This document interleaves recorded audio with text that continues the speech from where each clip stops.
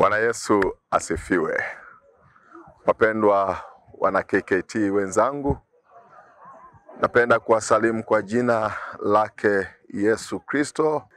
Kanisa la Kiinjili la Kiluteri Tanzania, wakati hii umekuja na mpango kabambe wa kutuleta pamoja kama wana KKT.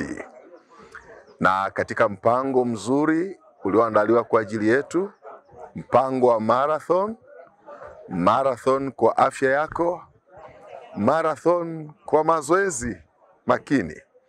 Na kwa sababu hii kanisa limekuja na marathon yenye ujumbe mahususi usemao, kimbia kwa moyo, saidia kwa upendo.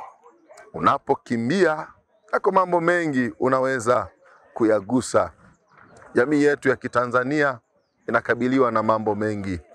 Kanisa si tu kuhubiri Injili, lakini lina vituo vya watoto yatima, walemavu na maeneo mengine muhimu. Kwa hiyo kukimbia kwako ni sadaka. Naweka alama ya sadaka.